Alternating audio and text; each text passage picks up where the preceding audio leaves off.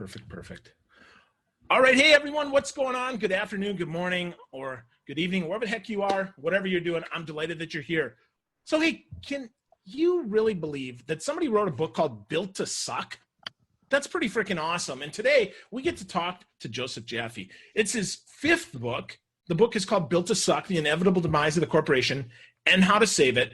I want to talk all about it. So the great news is whether you're a David, right, taking down Goliath, like you're a startup or an entrepreneur, a small business owner, or you are a Goliath, right, those big mega corporation people preventing the inevitable, worrying about how to save your job, how to save your company, this is for you. Of course, there's messages that we're going to talk about failure, risk, embracing your heresy, and navigating the journey to survival. Because, hey, we're all in the survival business nowadays. Now, if you don't know Joe Jaffe, boy, you are missing out. He's a multiple author, a serial entrepreneur, one of the most sought-after consultants, speakers, and thought leaders on marketing, innovation, and change. And he calls himself the Admiral at the HMS Beagle, which I think is really cool. They're a strategic consultancy that helps its clients navigate the journey to survival. Because, again, hey, we're all in survival business. Now, in 2019, he joined West Virginia University's Reed College of Media as an instructor in the Integrated Marketing Communications online graduate program. And he's going to lecture on a new course he created on disruptive innovation. And today, he's here to talk to us. So, Joe, what's up, man? That was the best introduction ever. Oh, thanks. While you were doing that, perfect timing, because I've gone ahead and shared this live recording on my Facebook. And so hopefully it's all working now. Awesome. That's fantastic. And no echo. That's great. So cool, man. So, hey, I got to ask you, you've been on the internet a long time since you had Jaffe Juice. That's how I got started knowing you. And now I get to talk to you about all the cool stuff you're working on. But how did you get started, man, on this whole crazy internet thing? So I guess right at the beginning, I'm from South Africa originally, and I worked for a fast food chicken company called Nando's Chickenland, the taste of Portugal. And it was at that time I was I was the third marketing employee in the company's history. And I've always lived technology and lived the internet, the early days of the internet. I helped put the brand on the web. And, I always like to say that Nando's understood what interactivity was before interactivity existed, right? Interactivity is how to interact with your customers and how to be responsive. And it taught me a lot of best practices. And, then I came to the US about 22 years ago. I worked for a number of agencies and really right at the end, my last paying job was 2002, where I ran interactive media. In fact, the agency where the founder of the company said the quotes, "Let's see how big we get before we suck," or a version of that. And that became, who knew that so many years later, that would become the inspiration for my book. But, when I left Shy Day in 2002, I started a roadshow called The Battle for the Heart, and the A of heart was capitalized. And I believed then that, the whole interactive space was so dominated by left brain, analytical, performance-based science, which is great, but there was this whole other side to it, the creative side, the surprise and delight, the art side. And so I've been an evangelist for digital and then social and mobile and startups and apps and innovation, emerging technology. To me, it's all just a continuous thread that says technology has forever changed the way that we live our lives, the way we go to market, the way we interact with our customers, the way we transform businesses. Wow. That's... You're pretty prescient, man. You figured this stuff out very early because a lot of people, to your point, right, they wanted to game the search engines. They wanted to beat the algorithms, all that. Those big data people, really, they did their best to kind of remove the human from the social side and automate. Let's see how much crap we can fling out there. And yet you really flipped that over. I mean, you wrote the book, Flip the Funnel, gosh, a long time ago now, that really changed the game. So is that where you started realizing that the funnel had changed, that really where you are is really kind of, truly ahead of the game, man. You are ahead of this for so many. I appreciate you mentioning that, but someone once told me, he said there are two types of people, pioneers and settlers. And he said, pioneers get shot and settlers take the land. He said, you're a pioneer. And I said, thanks, I think, so being ahead of the curve, certainly has its advantages and disadvantages. But I got to tell you, it's so funny that talking about Flip the Funnel as being ahead of the curve. It's the 10-year anniversary of being able to say, wait a second, if 80% of your revenue comes from your repeat, returning, recurring, loyal customers, why are you spending less than 20% of your dollars against them, right? And then on top of that, and certainly the B2B world knows this, 80% of those, of the revenue that comes from your recurring, repeat, returning, loyal customers are coming from 20% of those customers. So it's these two massive disconnects or disproportionate relationships. And listen, this is just common sense. This goes back to the beginning of time. And I think you alluded to this point earlier. The key here is the key here is balance. The key here is equilibrium. The key is how to join forces, right? Humanity and technology. And that's why, I talk about in Built to Suck, in the chapter on customer obsession, there's a little section that says there is no A or I in customer, but perhaps there should be. And that's where I talk about AI. And I actually say, AI has 3 different components: the crawl, walk, run. There's automation, there's augmentation, and there's auguration. We are calling it AI, but we really are just, you nailed it, right? We're just in the automation phase, and we're not doing it for the right reasons. We're not really doing it to make our customers' lives better, like being a toll booth operator, for example. We're just doing it so we can save ourselves money. It's all about cost cutting. It's all about laziness, replacing, menial workers with machines. That's not AI. That's not customer service. That's not customer experience, and that's not customer obsession either. Well, I would say it's not even customer interest. Let's be really clear. Yeah. It's almost like customer disinterest. It's like, oh, well, if the customers didn't stop, if they would just stop calling, wouldn't life be easier? So why don't we give them a menu they can never navigate through? Why don't we give them a website with infinite possibilities and no clear call to action that's just going to piss them off and drive them away? It's incredible to me how companies have tried so hard to strip out the human and humanity and just, the FAQs and the IVR world. But I'll tell you, and I talk about this in the book and certainly in all my presentations as well. Look at Apple, right? Apple is the quintessential example of swimming against the current. When companies are going out of business left, right, and center, when they're closing down their bricks and mortar stores, when they're firing humans, Apple's buying prime real estate, in Grand Central, at the Louvre, and they're hiring more people. And Apple is one of those companies. You can get hold of a human being. Try it if you haven't tried it. I'm not saying you, but people watching or listening. It's incredible to see how quickly you can get hold of a human being, and they will take down your details. They'll even give you their phone number and their email address. And that, again, is that rocket science, right? Or is it just common sense? I think it's common sense. And to your point, just for fun, I went to their website, and they have a link to phone numbers. That's fascinating, because to exactly what you said, man, so many people are hiding behind it. They're hiding behind, just use the form. So many people don't want to use the form. If I'm on my phone, I want to talk to a person, or I want the choice at least to talk to a person, right? I think that's the key, is we need to take the power back as consumers, right, and say, well, I'd like some choice here, and this is what I prefer.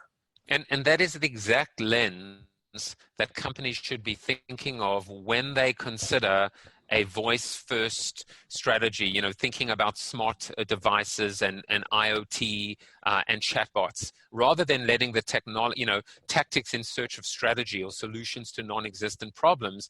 Rather, they should be thinking of a customer-centric, customer-first approach. And if it doesn't make sense, and if it doesn't really add value, then why the hell are they even moving in that direction?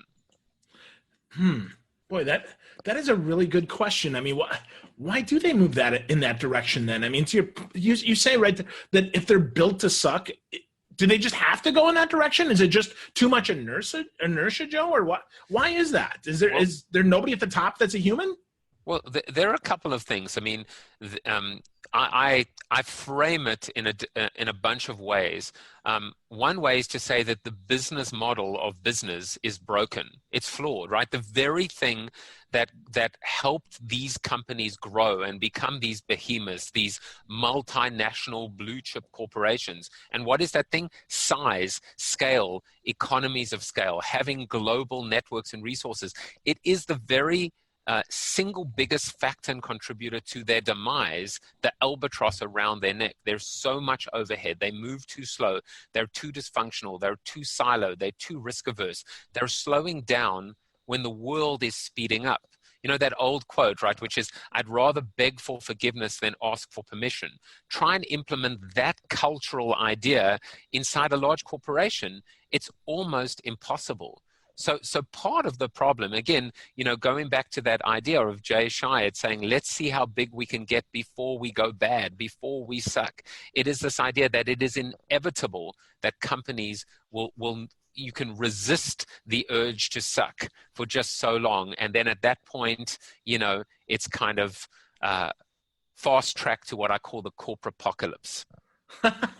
Well, that's interesting. So did you get have any pushback like from anybody who said, you can't say suck, Joe? That's a dirty word, right? Although we do see now books with the F-bomb right in the cover or other stuff. I mean, what was going on when you decided that it was going to be okay to say suck?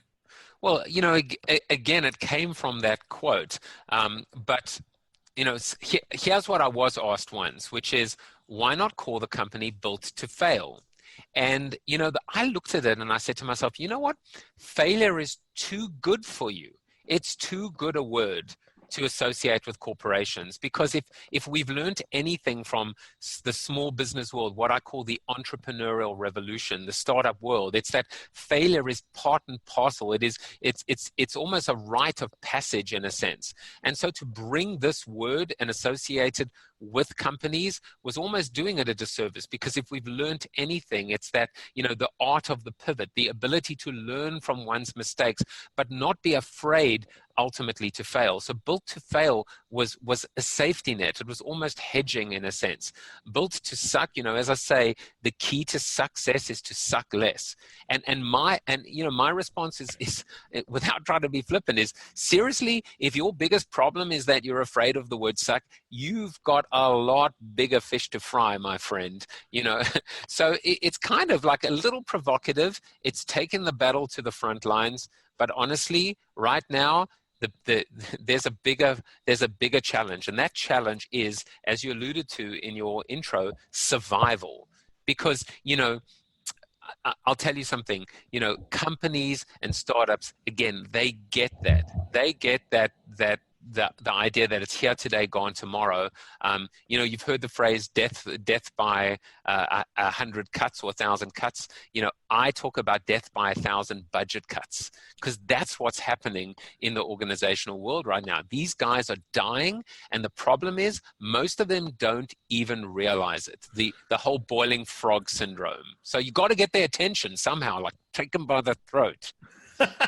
I dig it. Yeah, well, you definitely can bleed to death by not paying attention to what's going on in your organization. So I think, yeah, suck absolutely makes a ton of sense here. But you didn't go with a traditional publisher this time. I mean, you went with Idea Press, Rohit Bhargava's company, Idea Press. So what was behind that? I mean, that's an interesting decision to go for a book, and by interesting, we could go a million directions. But why did you pick Idea Press? You know, I'll just be very, very direct and clear about it, because, you know, the same reason why Rohit started Idea Press is the same reason that I went with Idea Press. Talk about companies that are built to suck. Now, this is not a slight against the company that published my first 4 books, which is John Wiley & Sons. But for the most part, the traditional publishing industry, and that doesn't just include books, it includes magazines, it includes newspapers, talk about being built to suck. That industry is built to suck. You know, I I talk about this idea of embracing your heresy in the book. And one of the heresies is, what if you gave away your product for free and still no one wanted it? That is called the newspaper business today, and even the magazine business, and even the book business as well. So what's really happened is the economics and the business model of the book publishing industry is so broken, and it's never gonna get fixed.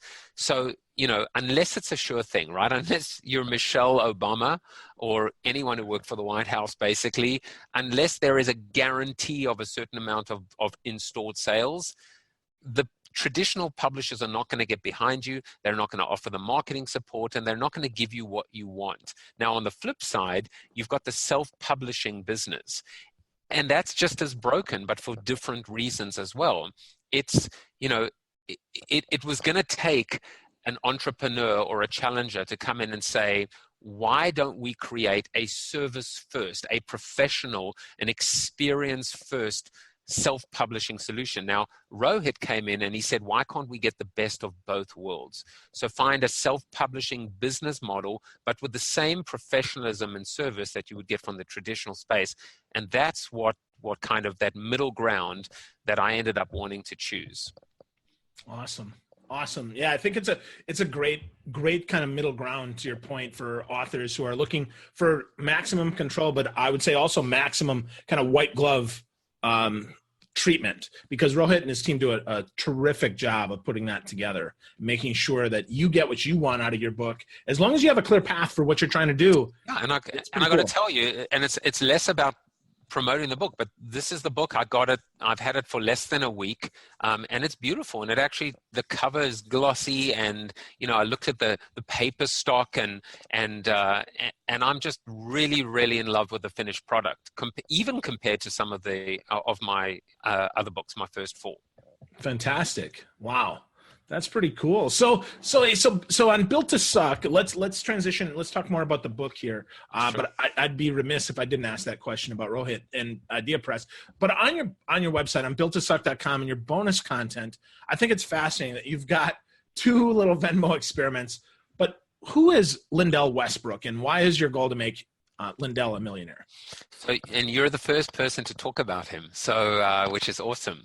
So I was in Philly for a wedding on Labor Day, and I went to, I think it's called the Independence Beer Hall, and I'd had a couple of beers too many, and it was time to go to the toilet.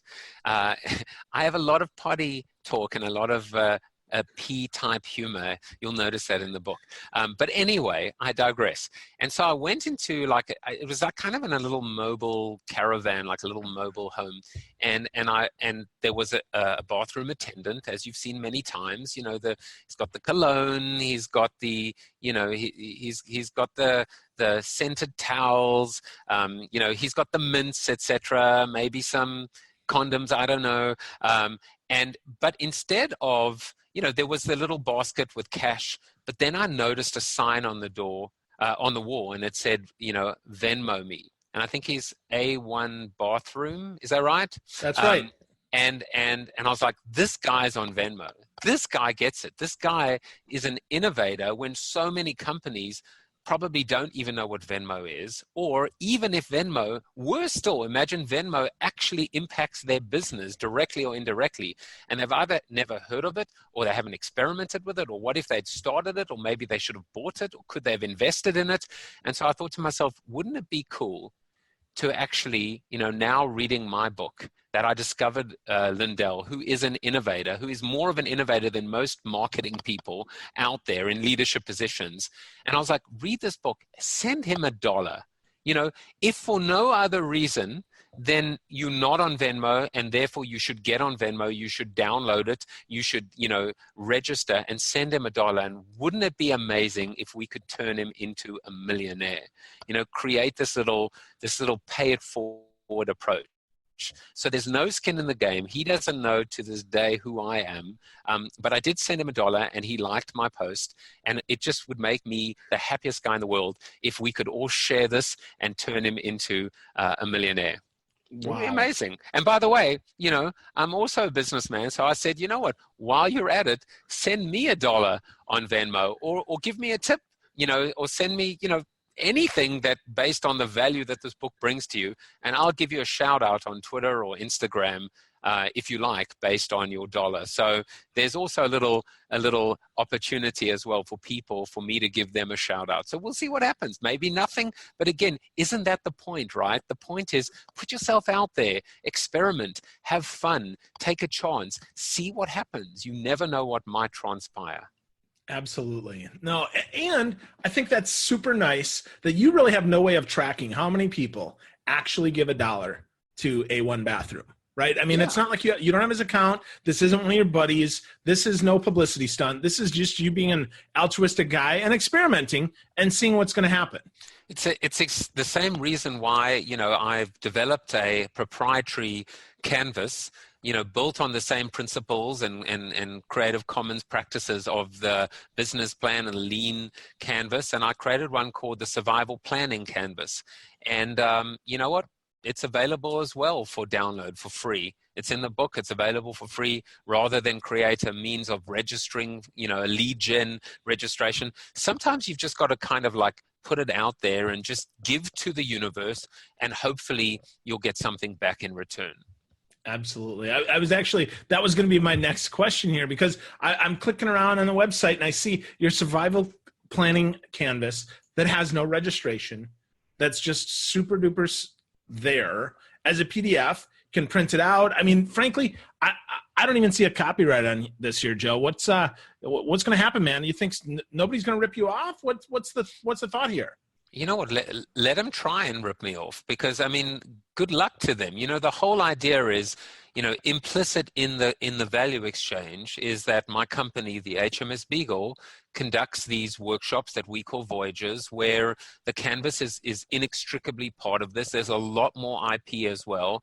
And it's one of those things that, listen, it could be said about anything. Why go to a restaurant when you can just cook at home, right? I mean, why do anything? Why hire an agency when you can create an in-house agency? Well, guess what? That's a big trend today. Everyone's trying to do that in-house. It will never work. It can never work, because you have to, honor and respect the subject matter expert, someone who is an artisan, a craftsman at what they do. And it's their day job in a sense. There's that old saying, which is, if you try and be all things to all people, you end up being nothing to nobody.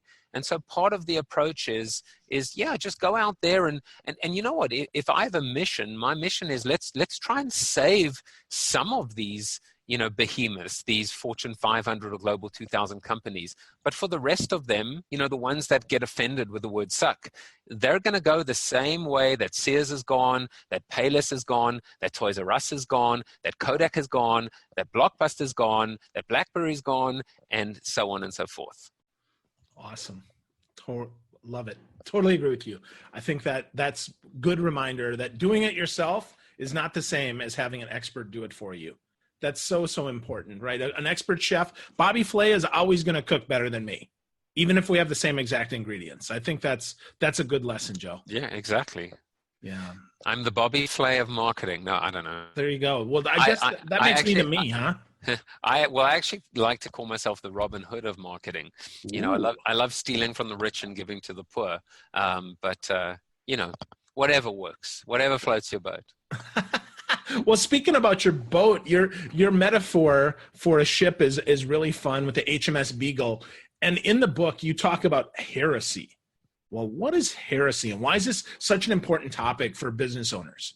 Right, and the part of that idea is walking the plank. So I was at a conference years and years ago, and I saw an environmentalist who spoke about this idea of embrace your heresy. I don't even think he said that. He mentioned the word heresy, or like, don't be afraid to face your fears. And it connected so strongly with me that I started building thought leadership and a real philosophy around it. And so the idea is, be prepared to face your deepest, darkest fears, because when you do that, when that 800-pound gorilla in the room, or that elephant in the room maybe is the better analogy, that's when you kind of discover rebirth, right, or reinvention or transformation. And so I came up with 10 of these heresies, and they include, what if you put yourself out of business? That's the most obvious one, right? Start a cannibalistic product or service or solution inside your company, and of course, like, how can you lose? Because first of all, if it doesn't work out, well, at least you tried it, and that there's no there. But if it does, and it actually puts the cash cow out of business, well, how can you, again, it's, you add the two together, you're still a winner. And this, to give you a real analogy, think about how magazines could have benefited if they had just embraced online and recognized, even though digital was cannibalizing print, we're all, everyone was on the same team. And so ultimately it all went into the same P&L at the end of the day. Another one is this idea of, what if you funded your competitor? And I give the example of how Apple opened up their whole iPod ecosystem to Microsoft. It actually helped put Microsoft Zune out of business, which actually saved Microsoft billions of dollars that they were flushing down the toilet. And I'll give you one more. What if you slaughtered the cash cow? Netflix, when they shipped their billionth DVD, they basically shut it down almost overnight, and they moved 100%, all systems go into streaming as well. So this idea of if you embrace your heresy, you will discover and define your legacy. Some of these ideas are pretty radical, like this idea of McDonald's admitting that they're, contributing to obesity and child obesity. I even come up with the idea of, what if McDonald's had a scale in their fast food outlets where you actually had to walk through the scale in order to get to the cash register? These are radical ideas. But again, Coke and Pepsi and Snapple, they kind of all, Dr. Pepper, they all joined forces to kind of recognize, the enemy of my enemy is my friend. And so in this case, they all had to come together and play nice with one another to recognize, if people continue to get fatter and fatter and fatter as they are, it's not just the schools that are outlawing soda machines. It's going to be every single institution. And so this, I could have written the entire book on this idea of embrace your heresy. And I promise you, this chapter in of itself is mind-blowing and game-changing. Wow. So much there, man. So much there about thinking about how to put yourself out of business and walk your own plank and find your heresy, which is so, that's revolutionary. And yet when you think about it, if you're not thinking about it, your competition probably is. Yeah.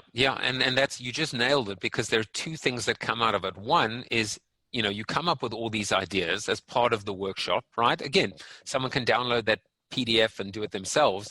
But part of the workshops we do is to actually do a whole design sprint to come up with those ideas. And then we say two things. One is, some of these ideas I'm sure are crap, but some of them are like incredible. And so the whole idea is, number one, if the idea is so awesome, why aren't you doing it? But the second part of that, the real rub is how is it even conceivable that no one else has thought of this idea before you? We learn this from the startup world, right? Which is every idea being thought of at any given point in time. There are at least 3 to 5 entrepreneurs that are doing the same idea, that are further down the road. And even in some cases, the idea is better. If the idea isn't better, they're executing it better. So speed to market and first move advantage count. And so the whole idea is, if you've come up with such a great idea, get another horse in the game. Have 2 horses in the race. You've just exponentially boosted your chances of winning it. Interesting. Instead of riding one horse until it dies, get a second horse, and maybe you can make them both last a little longer. That's it. That's interesting. That's a very interesting philosophy, man. Yeah, I like that. Very rich one, right? We could talk about beating a dead horse. We can talk about taking a horse to water. I feel like there's a collaboration between you and I. There you go. In the future. Yeah. Mule marketing. Built to ride horses. There we go. Perfect. So, built to ride. Perfect. I'll buy the domain right now, Joe. So cool, maybe man. I already have. Oh. I didn't know you were thinking about collaborating this early. Wow. Actually, I knew when Built to Suck, when I realized it was available, I was like, it was meant to be. I'm not changing it. Yeah, no, absolutely, absolutely. Well, the subtitle is The Inevitable Demise of the Corporation and How to Save It. So can they be saved, Joe? Is there something besides walking the plank that you would tell a company, a corporation, a business owner right now so that they can suck less and see some success? Well, you will notice in the subhead, let's see if I can get this on properly, that there is a question mark. And so the inevitable demise of the corporation, how to save it, with a question mark. And my point in this book is, again, not trying to be controversial for provocative for the sake, but I don't know. Look, this isn't a fairy tale. There is no happy ending necessarily. I'm not sure that corporations can be saved because ultimately they are their own worst enemy. They cannot get out of their way. There's so much thinking about change, right? But I always love this one, right? Which is change happens when the pain of not changing is greater than the pain of changing. There's a lot of pain going on right now. And for the most part, a lot of people running these organizations are counting down the days until they, evacuate with that golden parachute, and retire. Rashad Tabakawala, who has been a mentor and a role model for me. He very kindly endorsed the book as well. He once said, people said, well, what's it going to take? And he said, death. He said, we need to basically, if not kill them off, just allow them to die, because that old God has to die and has to, there needs to be a changing of the God. And I'm not sure that I would necessarily be that extreme, but what I would say is that, the writing is on the wall. And the data is incredible, right? We've seen companies' lifespan drop from 75 to 15 years in just 50 years. We've seen the fact that, and I have a ton of anecdotal evidence, but I also have amassed what I believe is an unprecedented amount of empirical evidence documenting, 51% of Fortune 500 companies have had declining revenues over the past 3 years on average. So when 1 in every 2 of the largest corporations in the world are registering these declining revenues, what's going to create that turnaround, that return to growth? And the answer is, look, I've come up with 4 pillars: with digital disruption, with customer obsession, with talent resurrection, and corporate citizenship. Is it possible, if a company does all 4 and truly hits them all out the park, that they will survive and thrive? Yes, of course it is. It's almost a guarantee. But what are the odds of that actually happening? I'm sorry to say, I'm not that hopeful. Ooh, that's interesting. Very, very interesting. Not sure if corporations are going to make it. That's an interesting thought, Joe. So, and I did notice on the cover there is a question mark. So, folks, if you want to learn more about this question mark and this provocative guy, Joe Jaffe, go to builttosuck.com. Check out his book. Download his pillars. Donate $1 to A1 Bathroom. Lindell Westbrook. Make him a millionaire. Or give Joe $1. If you get the book and you get extra value, right, make him a millionaire. So, Joe, any last final words here? I'm going to let you have the final say here. Yeah, well, remember that whole, the tagline, right? The key to success is to suck less. There are ways to start, right? Oftentimes people say, what should I do first? What should I do next? How do I sell this through? Who's doing a good job? What's the next big thing?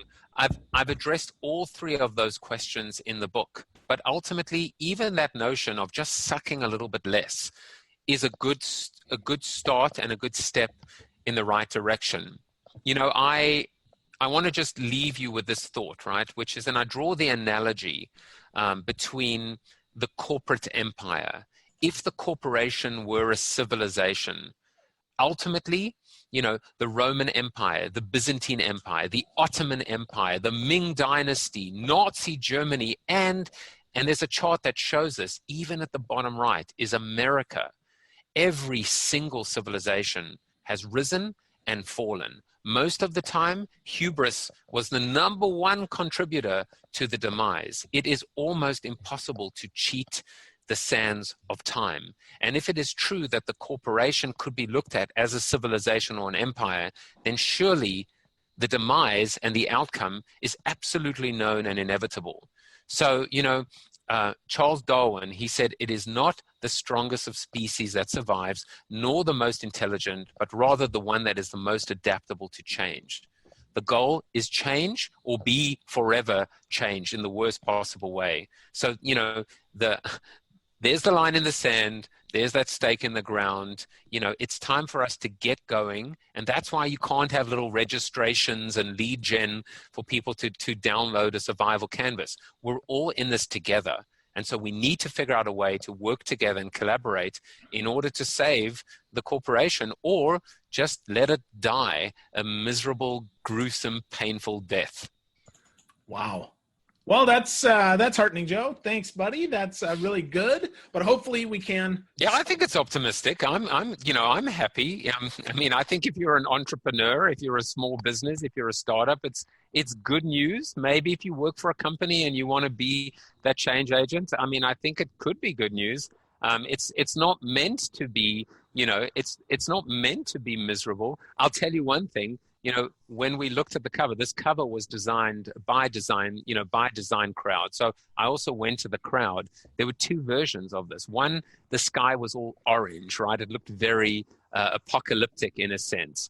But I wanted this to be almost like a scene from The Walking Dead, right? The birds are chirping, the sky is blue, all the stuff is cleared. And yes, there are zombies, walking the earth, and there is a graveyard, but there also is rebirth and life. And so that's kind of the takeaway message, right? Be on the right side of history. Be on the right side. But in order to be on that right side, you've got to take action. There you go. So folks, take some action. First, go buy Joe's book. Go to builttosuck.com, because the key to success is to suck less. Simple stuff there, simple things you can do, but it's change or be changed. His company's the HMS Beagle. He quotes Darwin and all sorts of other stuff.